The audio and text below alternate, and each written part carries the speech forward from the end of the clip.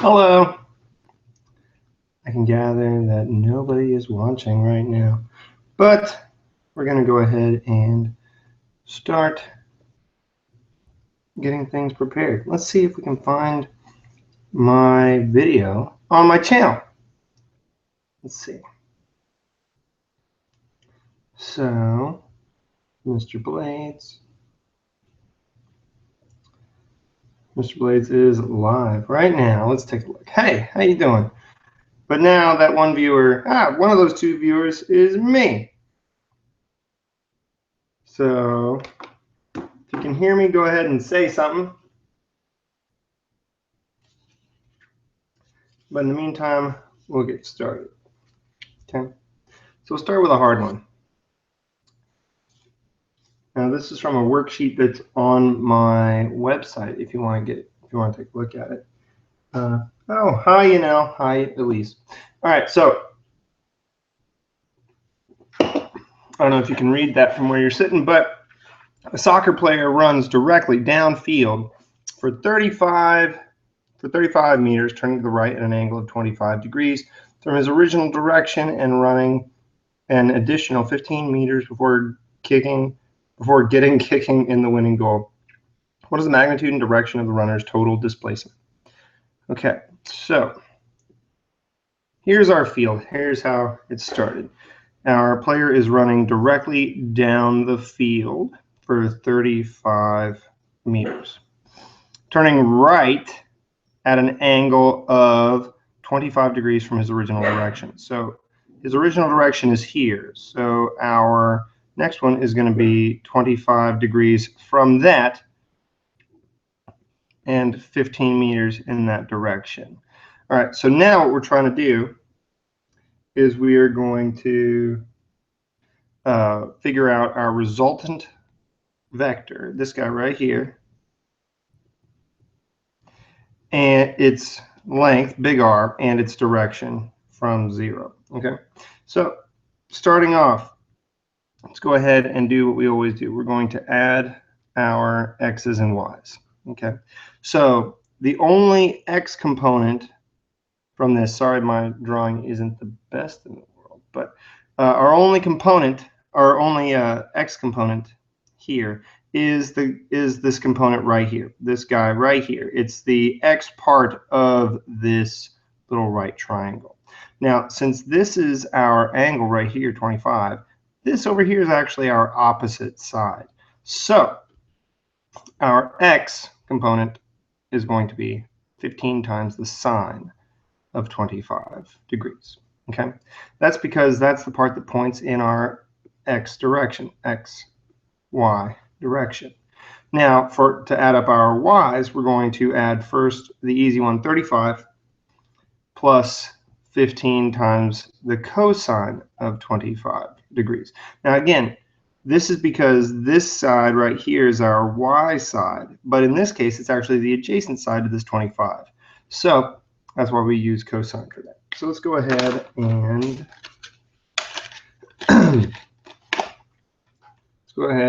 add that up. So 15 times the sine of 25 degrees is a total x of 6.34 meters. Now, same deal, but for our y, 35 plus 15 cosine of 25 degrees. And that one is equal to 48.59 meters. So that's our x and our y. And we remember our Pythagorean theorem that r is equal to the square root of x squared plus y squared, minus my terrible drawing. Let's go there. And because we have all this stuff here, we can rewrite this as the square root of 6.34 squared plus 48.59 squared. Let's go ahead and bang that out real quick. Plus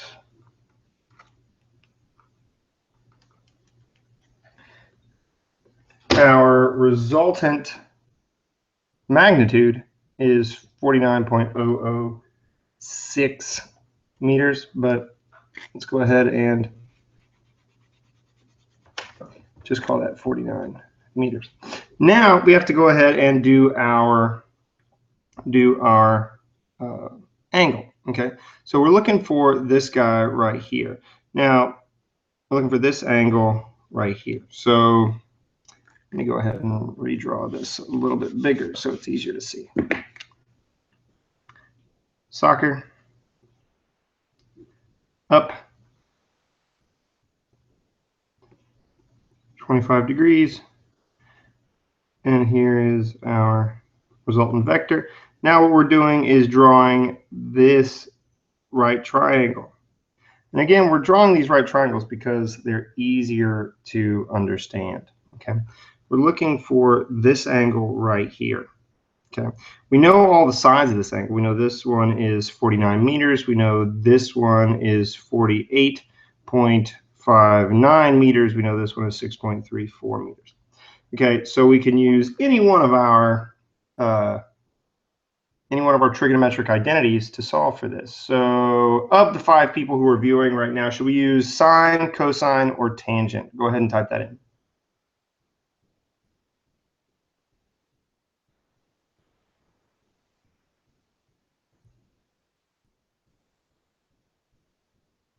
Man, all right, so everyone has the sound off, I guess. All right, moving on. Let's go ahead and use our tangent, okay? So arctan of the opposite side over the adjacent side is going to give us our angle right there, okay? Now again, this one right here is our angle. So this is our adjacent side, and that's our opposite side. So we will take the arctangent of 48.59 divided by 6.34. Let's go ahead and do that. 48.59 divided by.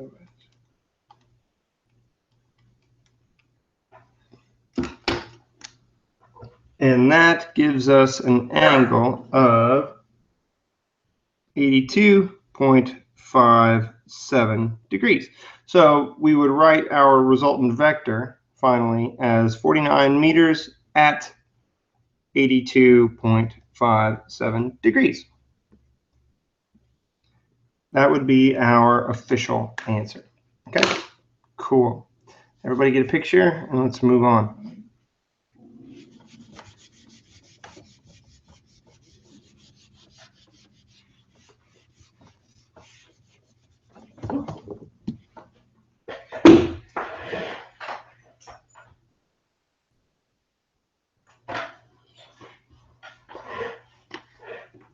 Let's do a slightly easier one.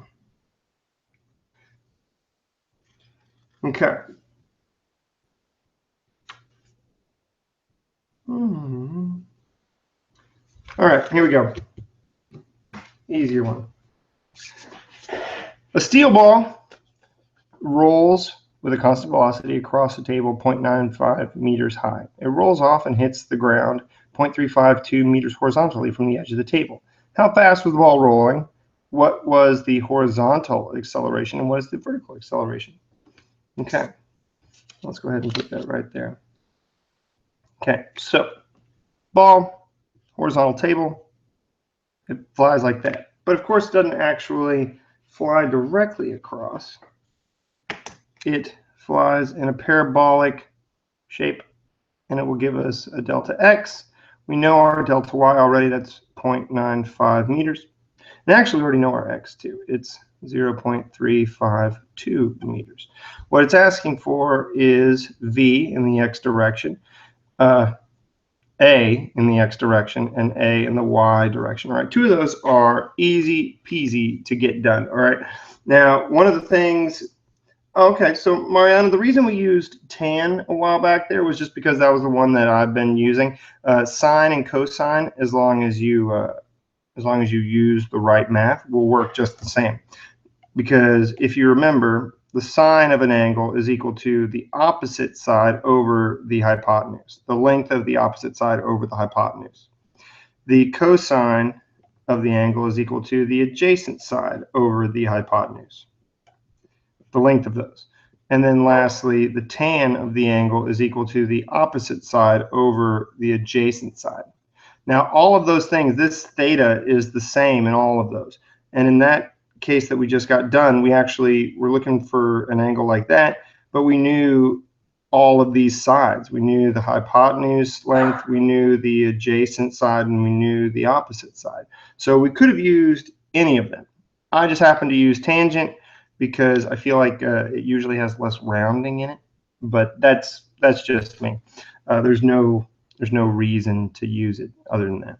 All right, back to our problem. Ball rolling off of a table and hitting the ground. Okay, so what is our acceleration in the x direction? Now, we've said it multiple times in class, but it's worth repeating that the vertical acceleration due to gravity, it does not affect at all the acceleration in the x direction. And moreover, the acceleration in the x direction is 0. Unless it's got a little motor on it or something, nothing is accelerating the ball in the x direction. It will fly off the table at some speed, and it will continue in that direction at the exact same speed until it hits the ground. Okay. But also, one thing we're going to have to assume is that we are on Earth. Now, that's usually a safe assumption, but let's go ahead and write that down. Anyway, you do not have to write that on your test, but either way, we're on Earth. So that means the acceleration in the y direction, driving us faster and faster as we approach the ground, is 9.8 meters per second. Another one of those things, do we actually have to do any math on? Those are just things we should know right now. Okay, let's go ahead and figure out what our Vx is. Now, in order to find that, we're going to have to find our delta t, our time. Okay, now we can find our time by applying a couple of different equations, but the one, well, actually, I'm going to do it two ways. I'm going to do it two ways. All right, so we're going to start with our delta t. Now, our delta y equation that you guys should all recognize, v delta t plus 1/2 a delta t squared. All right. Now, we know our delta y, which is 0.95. We actually know our initial velocity in the y direction as the ball falls off the table. That is going to be 0. So this whole term just drops right off. Times 1/2. We already know our acceleration in the y direction because we wrote it there, 9.8 multiplied by our time squared. So if we divide both sides by 1/2 9.8, and then square root both sides, we end up with 0.95 divided by root both sides, and our delta time is 0.44 seconds. All right, so that's not actually the answer we're looking for. We're looking for that Vx, okay? So, all right, now we have a time and we have a delta x, and we're looking for our Vx. Now, Vx, again, one of our identity equations, is that V is delta x over delta t, our change in displacement divided by our change in time. And we know our change in displacement, which is 0.352, divided by our change in time of 0.44 seconds. So meters, seconds, and that gives us a total time, or a total velocity of 0.8 meters per second. And you see how we have our meters per second right there? We have our meters per second. So 0.8 meters per second.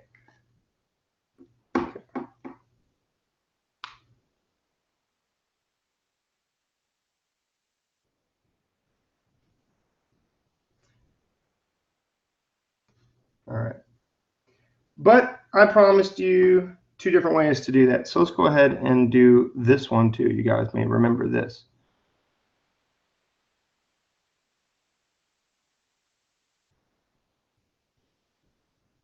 Actually, we can't. because in this case, VF would equal VI and A equals 0. So this equation is completely useless here. So let's go ahead and erase that and pretend I never said anything. But either way, so here we go. We have solved for everything that this problem asked for. We solved for our how fast the ball was rolling. That's our 0.8. We solved for the horizontal acceleration, which we just happen to know is 0. We solved for the vertical acceleration, which, again, we know because we're on Earth, and it's 9.8 meters per second per second. So let's move on to something else.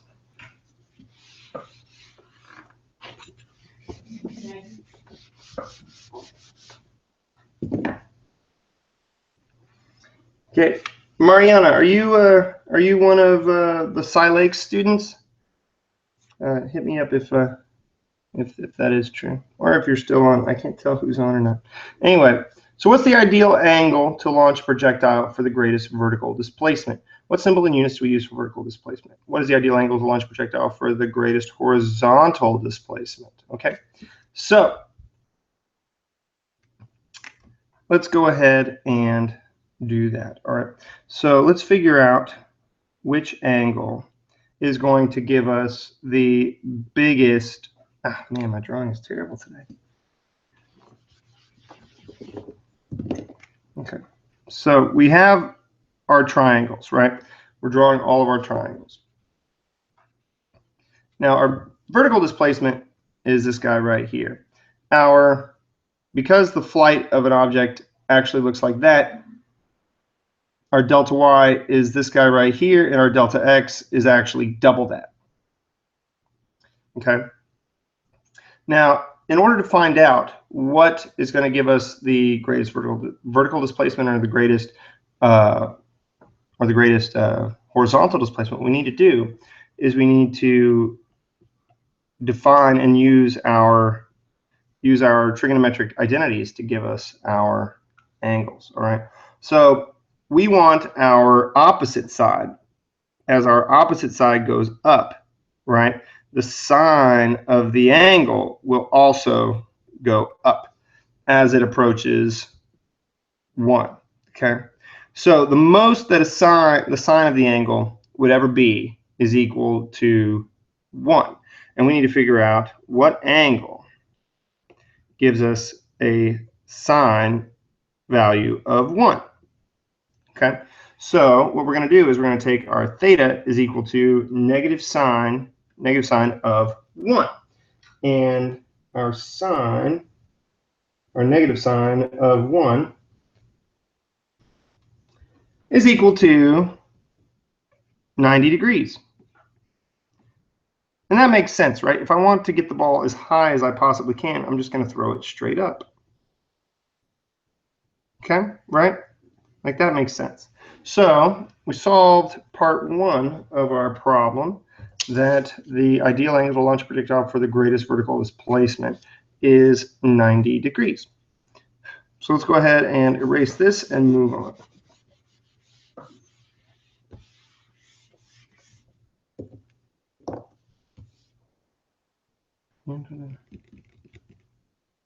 Okay, now a similar but slightly different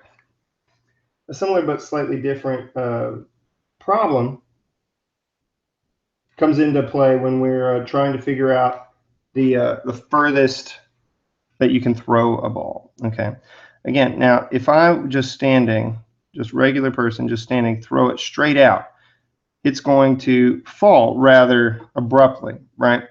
Now, similarly, if I throw it at a very high angle, it's also going to go really high up, but it's not going to go very far. Like it goes a little bit further, but it doesn't go very far. So what we're trying to do is figure out that perfect angle that gives us the greatest distance. All right. Now, you saw me use the sine of the angle back and forth to give us our greatest angle. Now, likewise, instead of using sine, what we're going to do is figure out our angle using our tangent. Okay. Man, seriously, my handwriting is terrible today. So our greatest range will occur when the opposite side of the opposite side of the angle is equal to the adjacent side. All right. Now, that's going to give us the maximum amount of up so that the ball stays in the air longer while still maintaining as much left and right as we can so that the ball can go far. All right. And the most that this could ever be is 1. All right. It just goes around and around in circles. It goes from 1 to -1 and so on and so on. So our answer will be at where tangent of our angle is equal to 1. So we can figure out our angle that's perfect for this by taking the antitangent of both sides. So the antitangent of 1. And, for the record, that gives us an angle of 45 degrees. Okay. And again, that makes sense. You want to throw the ball as far up as you do left and right in order to get a long distance on it. Okay. So I know this one's super short, but actually, let's go ahead and do some definitions. But I'm guessing that everybody must really understand the material because I have my cell phone set up so I can see your chat, which means that there's only 2 people actually in this room right now. So I'm going to go ahead and do this one. And if we don't see any more people or don't get any more questions, I'm going to go ahead and take off. Okay. So define the following terms: magnitude, displacement, distance, speed, velocity, vector, and scalar. Okay. Magnitude. All right, magnitude has to deal with the size of an object, just the size, the scalar quantity of the size. So we're going to go ahead and write size of object. That's to say length, width, and so on. Next, displacement.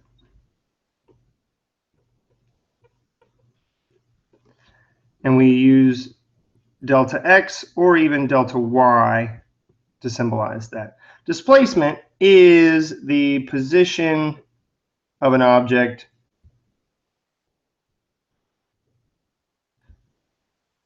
relative to its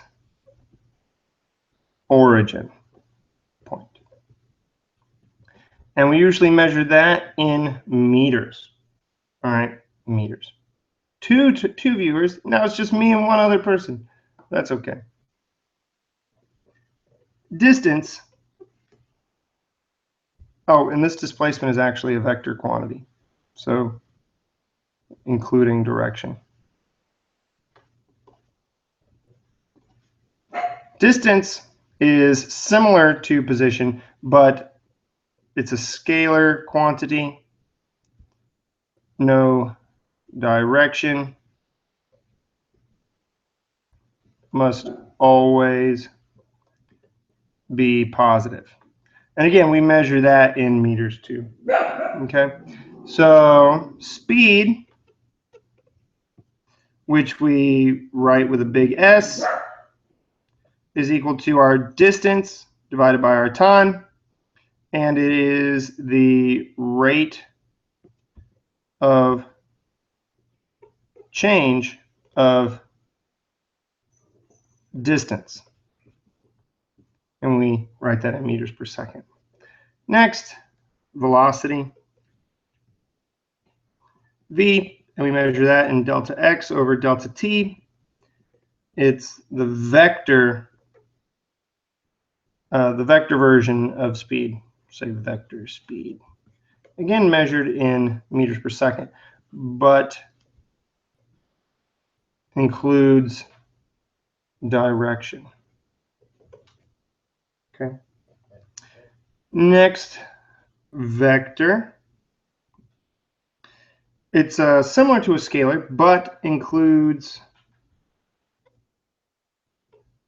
magnitude and direction. So without a direction, you don't have a vector. All you have is a scalar. And then lastly, a scalar. It's just magnitude. I hope you can sort of understand what I'm saying, even though my handwriting is terrible today. All right, so we've done a K problem, an L problem, and it's just me and two other people. I haven't gotten any questions, so I'm going to go ahead and leave you guys off. I hope this was helpful, and I'm gathering from the low attendance that this means that everybody is feeling really positive about the materials. So I really hope that's true. Watch my videos, comment, and give me suggestions on other videos that I can do. Bring any specific questions you have to me bright and early tomorrow morning, and then, well, actually all day tomorrow because the test is actually Thursday. So I'll see you in class. Hope this was helpful.